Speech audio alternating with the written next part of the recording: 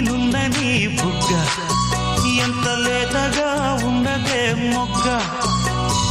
అబ్బని తీయని దెబ్బ ఎంత కమ్మగా ఉంది రోయప్ప వయ్యారాల